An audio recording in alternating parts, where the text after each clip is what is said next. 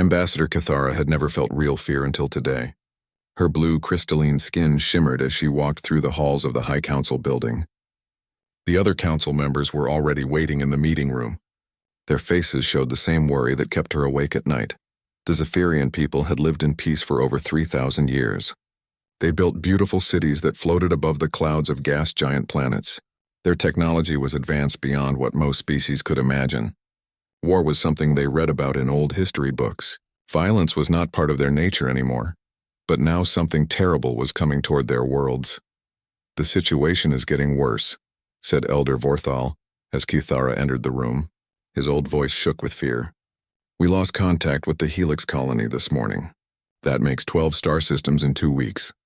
Cathara sat down at her place at the round table. Around her sat representatives from 47 different alien species. All of them looked scared. All of them had come here looking for answers that nobody had. "What do we know about these attackers?"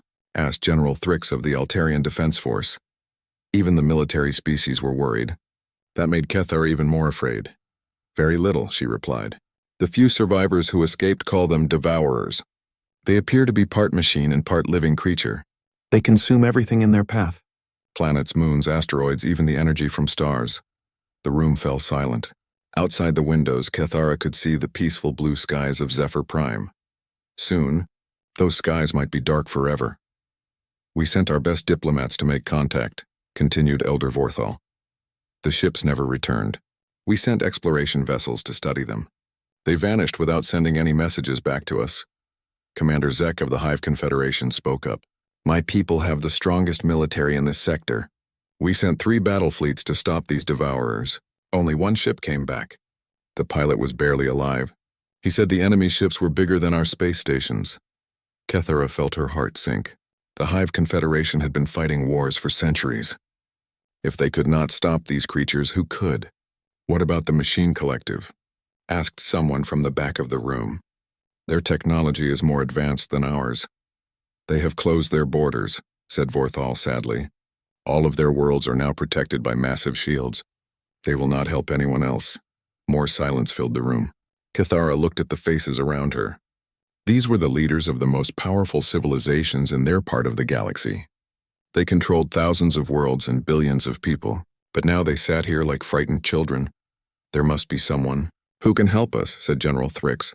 "Some species with weapons strong enough to fight these things." "Elder." Vorthal was quiet for a long moment. His ancient eyes stared at the table. Finally, he spoke in a voice so low that everyone had to lean forward to hear him. "There is one possibility, but it goes against everything we believe about civilized behavior." "Tell us," said Cathara. "The old records speak of a species on the far edge of the galaxy. They live on a world that our scientists say should be impossible to survive on." He activated a holographic display above the table. It showed a small blue and green planet orbiting a yellow star. Information scrolled beside the image. "The planet is called Earth. It is classified as a Class 12 death world. The surface has extreme temperatures. Deadly storms cover huge areas. The ground shakes and breaks open regularly. Large rocks from space hit it all the time. The air and water contain poisonous chemicals. Most of the animal life tries to kill and eat other animals." The representatives looked at the image with horror. No civilized species would choose to live in such a terrible place. "What kind of beings could survive there?" asked Commander Zek. "They call themselves humans," said Vorthal. "According to our records, they are one of the most violent species ever discovered. They have been fighting wars against each other for their entire history. They use weapons that can destroy whole cities. They seem to enjoy combat and competition." Cathara stared at the planet on the display. "How do we know they would help us? They sound dangerous." "We do not know," admitted the Elder. "But they are the only species in our database that might be strong enough to fight the Devourers. Every other military force has already failed." General Thrix looked thoughtful. "What is their technology level? Do they have space travel?" "Yes, but their ships are different from ours. They are built like weapons. Heavy armor, powerful engines, lots of guns. Our scouts say human vessels look more like flying fortresses than peaceful exploration ships." The room buzzed with quiet conversations. Cathara could hear fear and desperation in the voices around her.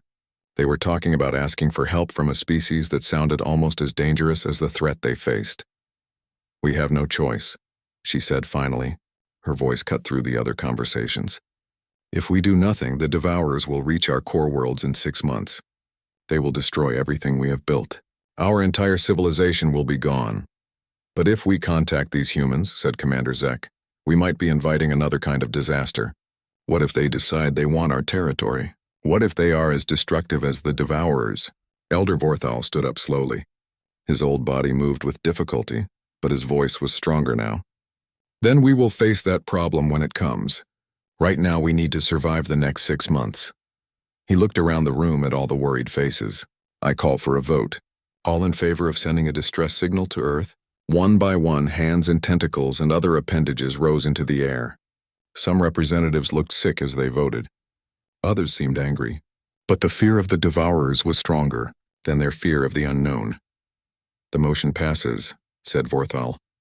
May the ancestors forgive us for what we are about to. Kathura was chosen to write the message. She sat alone in her office for hours trying to find the right words. How do you ask monsters to save you from other monsters? Finally, she began to type. To the people of Earth, we are the Zephyrian Collective. We represent 47 peaceful species in the Andromeda Spiral. We are facing total extinction from an enemy we cannot fight. We have heard that your people are strong warriors. We ask for your help. We know we have no right to request this. We offer nothing in return except our eternal gratitude. But if you do not help us, we will all die. She attached star charts showing the location of the Devourer attacks. She included data about their ships and weapons. She added everything their scouts had learned about the enemy. Then she sent the message toward Earth and hoped that the humans would prove to be saviors. Instead of conquerors, the signal would take 6 months to reach the human worlds. By then, the Devourers might already be at the gates of Zephyr Prime. All they could do now was wait and pray that the Deathworlders would answer their call. The message from space arrived at Luna Station on a Tuesday morning. Lieutenant Sarah Murphy was working the night shift at the Deep Space Communications Array when her computer started beeping.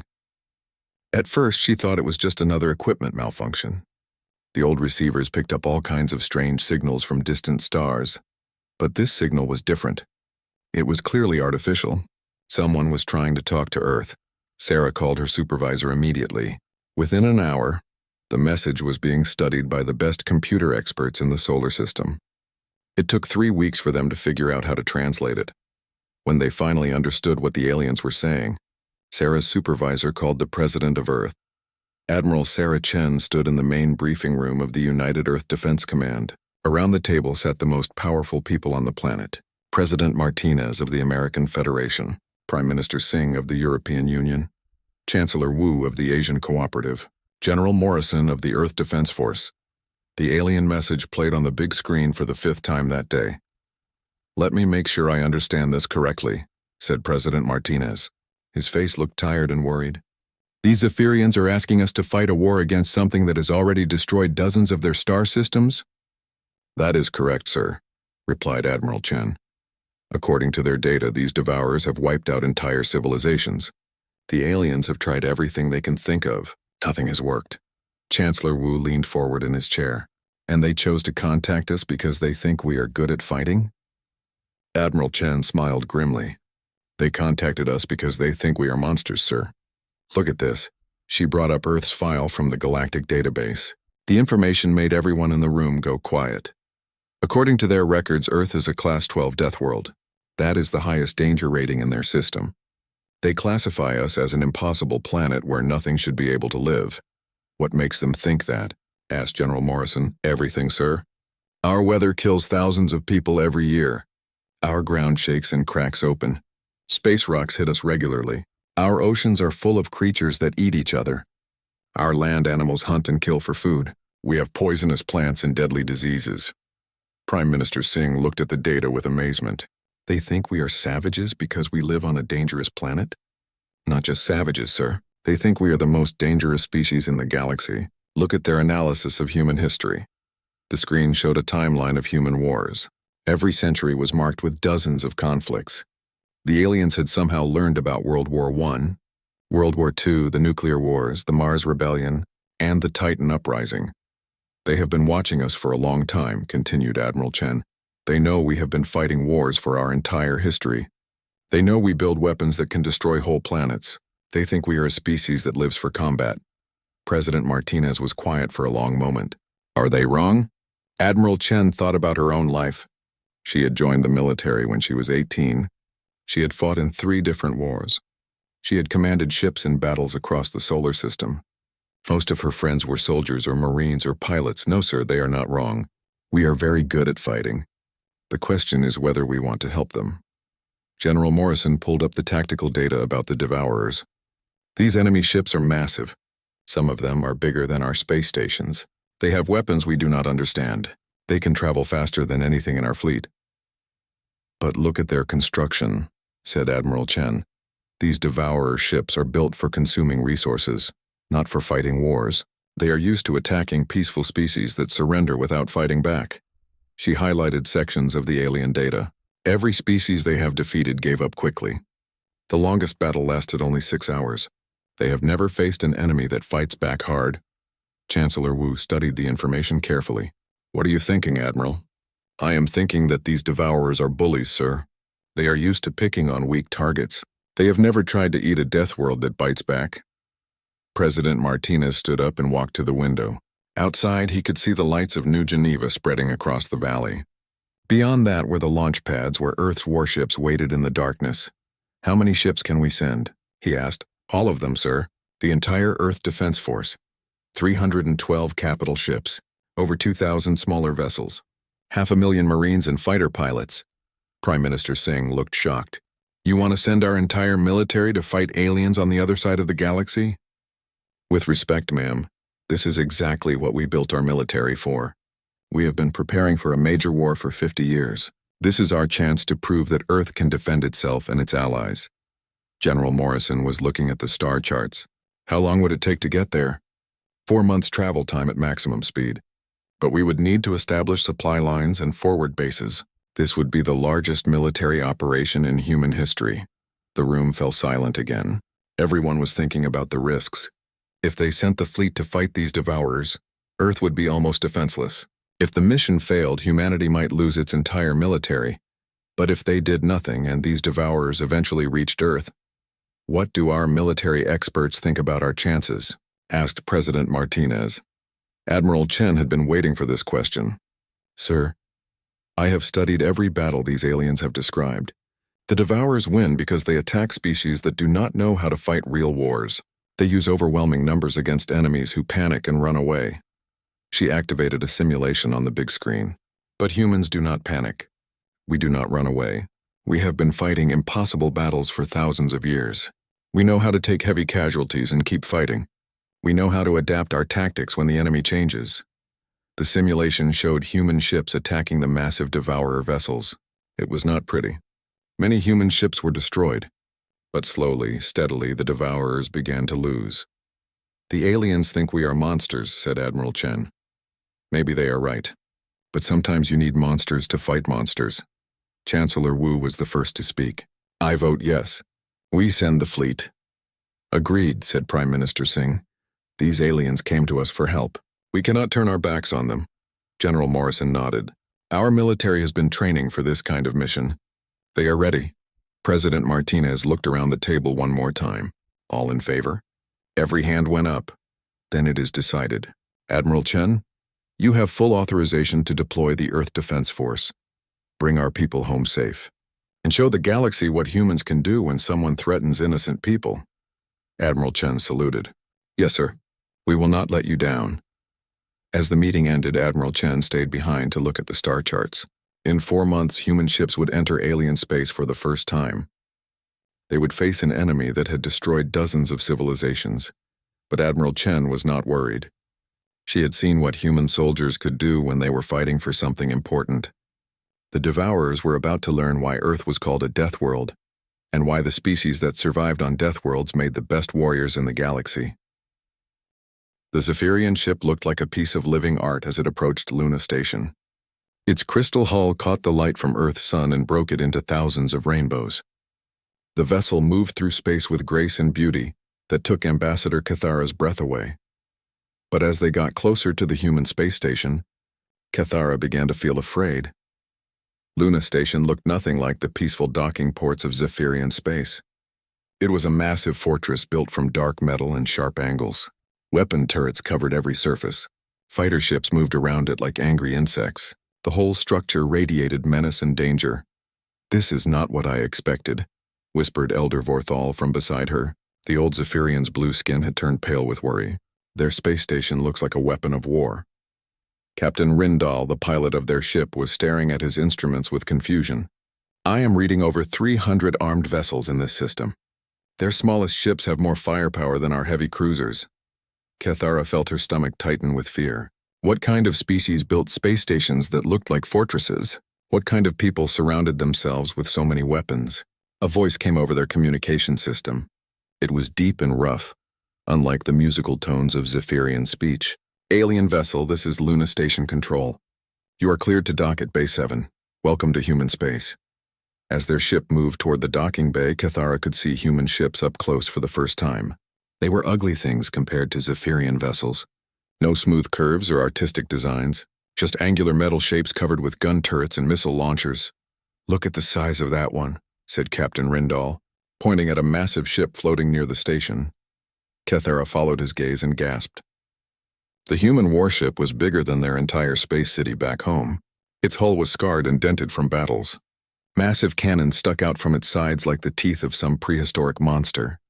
"That is just one ship," she whispered. "How many do they have?" They docked at Luna Station with a mechanical clang that shook their delicate vessel. Kethara straightened her formal robes and tried to calm her nerves. She was here to ask these humans for help. She needed to be brave. The airlock opened with a hiss of equalizing pressure. The first thing Kethara noticed was the smell. Human air was thick and heavy. It smelled of metal and machines and something else she could not identify. Something dangerous. Admiral Sarah Chen was waiting for them in the docking bay. She was smaller than Kethara had expected, but something about her made the ambassador want to step backward. The human woman moved like a predator. Her eyes were cold and calculating. Scars marked her face and hands. "Ambassador Kethara," said Admiral Chen. Her voice was polite but carried an undertone that reminded Kethara of the growling sounds that Earth predators made. "Welcome to Luna Station. I am Admiral Chen, commander of the Earth Defense Force." Kethara tried to smile, but her face felt frozen with fear. "Thank you for agreeing to meet with us, Admiral. We are grateful for any help you can provide." "Follow me," said Admiral Chen. "I will show you what Earth can bring to this fight." They walked through corridors that looked more like the inside of a weapon than a space station. Everything was built from heavy metal. The walls were covered with display screens showing tactical information. Human soldiers passed them in the hallways, each one carrying weapons that could have destroyed a Zephyrian building. "Your people seem very prepared for war," said Elder Vorthal carefully. Admiral Chen glanced at him. "We have to be. Earth is not a safe place to live. We learned long ago that the universe is full of things that want to kill us, so we became very good at killing them first." They entered a large observation deck that looked out into space. Through the transparent aluminum windows, Kethara could see the human fleet assembling. Ship after ship moved into formation. Each one bristled with weapons. "This is the third fleet," said Admiral Chen. 60 capital ships and 300 support vessels. They will be joining the mission to your territory." Kethara stared at the massive warships. "This is only part of your military? We have 12 fleets like this one, plus planetary defense forces, plus the Colonial Marine Corps, plus special operations units that I cannot tell you about." Elder Vorthal was looking at the ships with amazement and horror. "How many people do you have in your military?" "About 50 million active soldiers," replied Admiral Chen casually. "Another 100 million in reserves." The numbers were impossible to believe. The entire Zephyrian collective had only 10 million people. These humans had 15 times that many just in their military. "Why so many?" asked Kethara. Admiral Chen looked at her with surprise. "Because Earth is dangerous. Our planet tries to kill us every day. Earthquakes, volcanoes, hurricanes, tornadoes, floods, droughts, ice ages, plagues, asteroid impacts. And that is just the natural disasters." She pointed at an image of Earth on the wall. "Then there are the animals. Most of them are predators that hunt and kill other creatures for food. The rest are prey animals that run and hide and fight back when cornered. Everything on our world has evolved to survive by being violent." Captain Rindal was studying the tactical displays. These weapon specifications cannot be correct. This says your largest ships can destroy entire planets. That is correct, said Admiral Chen. We have weapons that can crack a world in half. We have bombs that can make stars explode. We have developed every possible way to kill things because everything on Earth is always trying to kill us. Cathara felt sick. These humans were more dangerous than she had imagined. Do you enjoy violence? Admiral Chen thought about the question for a moment. We do not enjoy killing for its own sake, but we are very good at it. We have to be. The weak do not survive on Earth. She led them to another section of the station where human soldiers were training. Cathara watched in horror as they practiced fighting with weapons that could cut through their ship's hull. The humans moved with deadly grace like dancers performing a ballet of death. Your species fights for recreation? Asked Elder Vorthal. We call it training, replied Admiral Chen. Every human child learns to fight. Every adult practices combat skills. We compete against each other to become stronger and faster and more dangerous. One of the human soldiers approached them. He was huge by Zephyrian standards, with muscles that looked like they were carved from stone. Scars covered his arms and face. He carried weapons that seemed too heavy for any normal person to lift. This is Sergeant Rodriguez, said Admiral Chen. He fought in the Titan Rebellion. Sergeant Rodriguez nodded politely at the aliens. Pleased to meet you. I hear you folks have some trouble with hostile aliens? Yes, stammered Cathara. The Devourers have destroyed many of our worlds. Well, you came to the right place, said Rodriguez with a grin that showed too many teeth. We are very good at dealing with hostile aliens. We have had lots of practice. As they continued the tour, Cathara learned more about human warfare than she had ever wanted to know. Their ships were built like flying fortresses. Their weapons were designed to destroy anything they could target. Their soldiers trained constantly for every possible type of battle. But the most frightening thing was how casually they talked about violence. For humans, war was just another part of life. They prepared for it the same way Zephyrians prepared for art festivals or scientific conferences. We are not the heroes of the galaxy, said Admiral Chen as they finished the tour. We are what happens when evolution decides to create the perfect killers. We did not choose to be violent. Our world made us this way. Cathara looked out at the human fleet one more time. Soon these ships would travel to her home territory. They would fight the Devourers with weapons that could destroy planets. She hoped they would save her people. She also hoped they would not decide that the galaxy needed new management. Thank you for showing us your capabilities, she said finally. When can you begin the mission? Admiral Chen smiled that predatory smile again. We deploy tomorrow. The Devourers are about to learn why nobody attacks Earth's friends. As the Zephyrian delegation returned to their ship, Cathara realized that she had made a deal with creatures even more dangerous than the enemy they faced.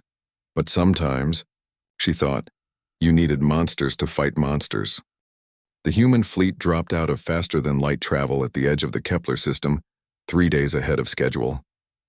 Admiral Chen stood on the bridge of the UES Retribution, watching the tactical displays update with information about what they had found. What they saw made even experienced human soldiers stop and stare. The Devourers had consumed most of the star system. Where once there had been 8 planets, now there were only 3 small worlds and empty space filled with debris. Massive biomechanical ships the size of small moons drifted through the wreckage, systematically breaking down asteroids and converting the matter into more of themselves. Count? Asked Admiral Chen. 147 large vessels, reported Lieutenant Torres. Each one is between 5 and 20 kilometers long. Estimated total mass is larger than our entire fleet. Behind the human battle line, the Zephyrian ships hung in space like frightened children. Their crystalline hulls reflected the light from the dying star, making them look beautiful and fragile next to the angular human warships. Ambassador Cathara stood on the bridge of the Retribution, watching the enemy through the transparent aluminum viewports. Up close, the Devourers were even more terrifying than she had imagined. They looked like creatures from nightmares, part machine and part living tissue covered with weapons that pulsed with dark energy. How can anything be so large? She whispered. They build themselves bigger by eating everything in their path, replied Admiral Chen. Each ship is like a mobile factory that turns planets into more ships. Captain Rodriguez, the scarred Marine officer they had met at Luna Station, was studying the enemy formations. They are not moving like they expect a fight. Look at their positioning. Admiral Chen nodded. The Devourer ships were spread out across the system, each one focused on consuming resources. They were not in any kind of defensive formation. They have never fought a real war, she said. They are used to attacking species that surrender immediately or run away. They do not know how to handle an enemy that fights back. She opened a communication channel to the entire human fleet. All ships, this is Admiral Chen. Execute Attack Plan Alpha. Show them what Earth can do. The human fleet moved forward like a pack of wolves closing in on prey. Each ship was smaller than the smallest Devourer vessel, but they moved with deadly purpose. Their weapons charged and their fighters launched. From hangar bays, the first salvo caught the Devourers completely by surprise, kinetic. Kill vehicles traveling at 30% of light speed, slammed into the nearest bioships. The impacts released more energy than nuclear weapons, tearing massive holes in the alien hulls. Antimatter torpedoes followed, each one creating expanding balls of plasma that vaporized everything they touched. The UES Retribution's main gun spoke with the voice of a dying star. The relativistic particle beam cut through 3 Devourer ships in a straight line, leaving only glowing vapor where they had been. But the aliens adapted quickly. The surviving Devourer ships changed their formation and began to move toward the human fleet. Their weapons came online, firing beams of energy that could melt through a kilometer of solid steel. More ships emerged from the debris fields where they had been hiding. Contact count is now 230 vessels, reported Lieutenant Torres. They were hiding ships behind the asteroids. Admiral Chen watched the tactical display as the battle developed. The humans were outnumbered 4-1, and each enemy ship was larger than anything in the Earth fleet. But the human vessels moved like dancers, using their speed and agility to avoid the massive enemy weapons. All fighters. Commence attack run, Charlie, ordered Admiral Chen. Target their weapon systems. Thousands of human fighter craft swarmed around the Devourer ships like angry insects. They were too small and fast for the massive alien weapons to target effectively. The fighters struck at weapon clusters and engine systems, causing explosions that lit up the darkness of space. But the Devourers were learning. Their ships began to coordinate their attacks, focusing fire on individual human vessels. The frigate UES Brisbane disappeared in a ball of fire. The destroyer UES Cairo was cut in half by an energy beam. More human ships died as the aliens figured out how to fight back. We are losing ships faster than we can replace them, reported Captain Rodriguez. The enemy is adapting to our tactics. Admiral Chen studied the battle data. The Devourers had a collective intelligence that learned from every exchange. Every time the humans used a tactic, the aliens developed a counter-tactic within minutes. Admiral, said Lieutenant Torres, at this rate we will lose the entire fleet within 6 hours. Cathara felt her heart sink. The humans were brave and skilled, but they were fighting an enemy that could adapt faster than they could change their strategy. But Admiral Chen was smiling. All ships, she said over the communication system. This is Admiral Chen. Execute Protocol 77 Alpha. We are going primitive. Cathara did not understand what that meant, but she saw the change immediately. The human ships stopped using their advanced targeting computers. They turned off their artificial intelligence systems. The precise formations broke apart into something that looked like chaos. What are you doing? Asked Cathara. We are fighting the way humans fought for thousands of years. Before we had computers, replied Admiral Chen, with instinct and intuition and pure aggression. The human fleet attacked again, but this time they moved without pattern or logic. Each ship captain made decisions based on gut feelings and combat experience.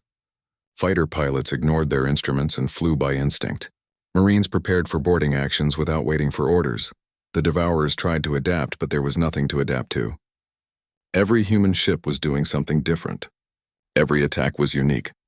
There were no patterns for the alien collective intelligence to learn. Captain Rodriguez was coordinating the Marine assault teams. Boarding parties Alpha through Delta, you are clear for insertion. Remember, these things have never fought humans in close combat. Cathara watched in amazement as human Marines in powered armor used rocket packs to fly directly into the holes blown in Devourer ships. They disappeared inside the massive vessels and began fighting their way toward the control centers. Your people are attacking ships that are 50 times larger than yours, she said to Admiral Chen. Humans are very good at fighting when we are outnumbered, replied the Admiral. We have been doing it for our entire history. The battle turned into something that no civilized species could have imagined. Human ships rammed directly into devourer vessels, using their hulls as weapons. Marines fought hand-to-hand combat inside alien ships, using weapons designed for close-quarters fighting. Fighter pilots made suicide runs to destroy enemy weapons. But slowly, steadily, the tide began to turn. The devourers could not adapt to the chaotic human fighting style. Their collective intelligence worked best against logical, predictable enemies. But humans fighting by instinct were neither logical nor predictable.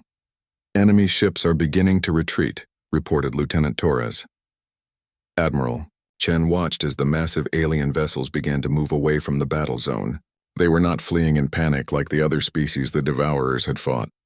They were making a tactical withdrawal to regroup and try new strategies. Let them go, she ordered. We have learned what we need to know. As the shooting stopped, Cathara looked around the bridge of the Retribution. The human crew was tired and bloody, but they were smiling. They had just fought the most dangerous enemy in the galaxy and survived. How many ships did we lose? Asked Admiral Chen. 43 vessels destroyed. 18 more heavily damaged. We have 7,000 casualties, reported Lieutenant Torres. The numbers horrified Cathara. 7,000 humans had died in just 6 hours of fighting, but Admiral Chen just nodded as if this was normal. Acceptable losses, she said. We hurt them worse than they hurt us, and now we know how to beat them. She turned to look at Cathara. Ambassador, tell your people that the humans are coming. We will drive these devourers back to whatever dark place they came from. Cathara believed her. She had seen what humans could do when they decided to fight. The devourers were about to face an enemy unlike anything they had ever encountered. An enemy that had evolved on a world where only the strongest and most violent survived. 3 months after the first battle, the final confrontation came to the Zephyr system itself. The devourers had consumed everything in their path as they moved toward the heart of the collective's territory. Now their massive bioships filled the space around Zephyr Prime, preparing to devour the beautiful homeworld of the peaceful aliens. But the human fleet was waiting for them. Admiral Chen stood on the bridge of the UES Retribution, but the ship looked very different now. The pristine white walls were scarred and patched from dozens of battles. The crew wore makeshift armor welded together from salvaged metal. The advanced computer systems had been stripped out and replaced with manual controls. These were no longer the clean, high-tech warships that had left Earth. They were battle-scarred predators that had learned to hunt the most dangerous prey in the galaxy. Ambassador Cathara watched from the observation deck as human ships moved into position around her homeworld. She barely recognized them. The UES Beijing looked like it had been rebuilt from scrap metal. The UES Moscow was missing half its hull plating. The UES Cairo had been welded back together after being cut in half, but they were all still fighting.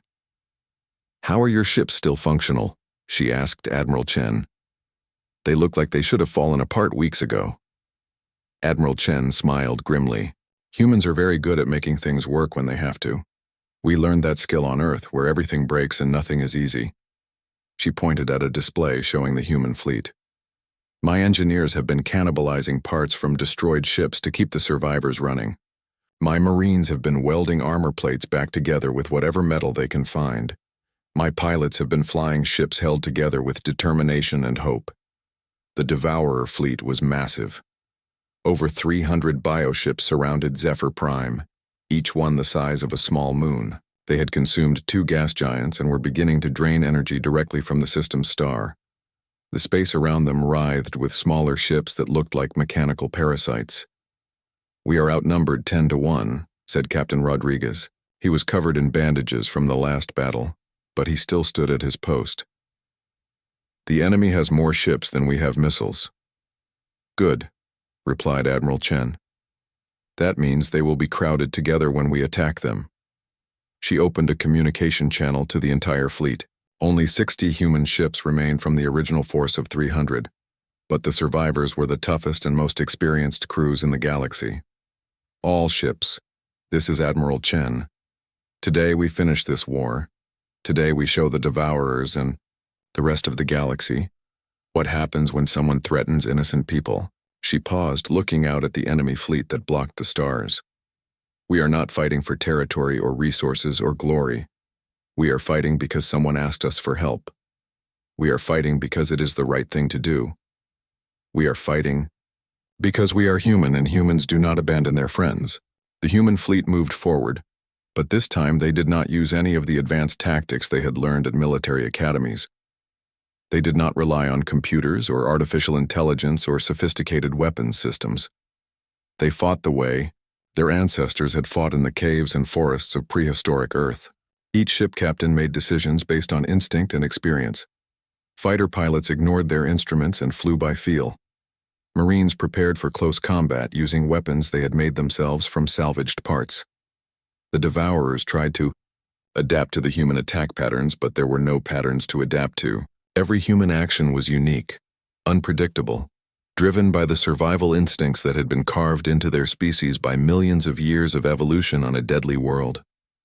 Admiral Chen stood at the manual fire control station, her hands moving across switches and dials that her grandparents might have recognized. Around her, the bridge crew worked with the fluid coordination of a hunting pack.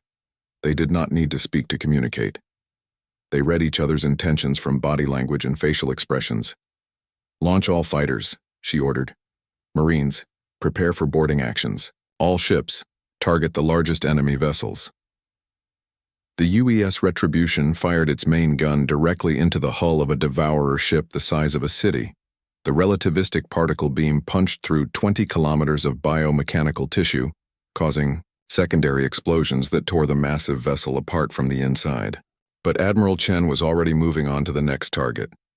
Human Marines in jury-rigged armor used rocket packs to fly directly into the wounds blown in enemy ships. They carried weapons cobbled together from spare parts and salvaged materials. Some of them used tools that would have been familiar to human soldiers from 1,000 years ago, but they were still human Marines, and they were very good at killing things in close combat. Inside the Devourer ships, the aliens learned what it meant to fight an enemy that had evolved as a predator. Humans moved through the twisted corridors of the bioships like wolves hunting in a forest. They used every trick that millions of years of evolution had taught them. The Devourers had never faced anything like this. Their collective intelligence was designed to fight rational, predictable enemies.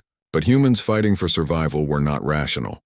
They were instinctive, chaotic, and utterly savage. "Admiral," reported Lieutenant Torres, "the enemy is trying to retreat." Admiral Chen looked at the tactical display. The massive Devourer ships were pulling back from Zephyr Prime, moving toward the edge of the system. They had never encountered an enemy that refused to be intimidated by superior numbers. "Do not let them escape," she ordered. "All ships pursue and destroy. We end this here." The battle became a running fight across the Zephyr system. Human ships, battered and barely functional, chased down Devourer vessels that were 50 times their size. Fighter pilots flew their craft into the engine systems of enemy ships, sacrificing themselves to stop the aliens from escaping. Cathara watched from the bridge of the Retribution as the tide of battle turned. The humans were losing ships constantly, but every loss weakened the enemy more than it weakened them. The Devourers had never learned to accept casualties. They had always been the ones doing the killing. "How?" she asked Admiral Chen. "How are you winning?" Admiral Chen glanced at her, and in that moment, Cathara saw something that made her understand why Earth was called a death world.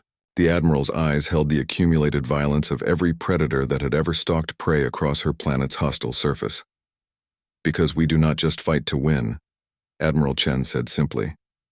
"We fight to survive, and survival is what we do best." The last Devourer ship died as the sun set over Zephyr Prime.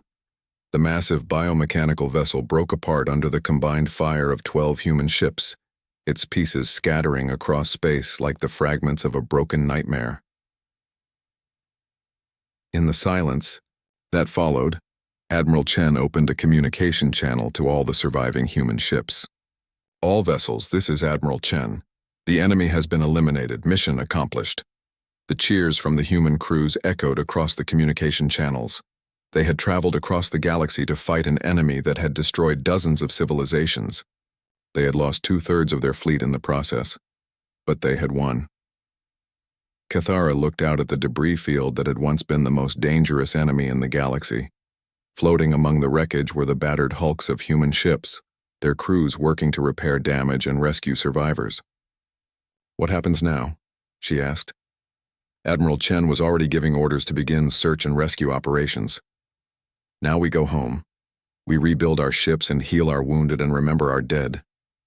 She looked at Cathara with something that might have been kindness. "And your people get to live in peace again. That is why we came here." 6 months later, Cathara stood in the rebuilt capital of Zephyr Prime, watching human ships patrol the space lanes that had once been the domain of peaceful merchant vessels. The galaxy was safe, but it would never be the same.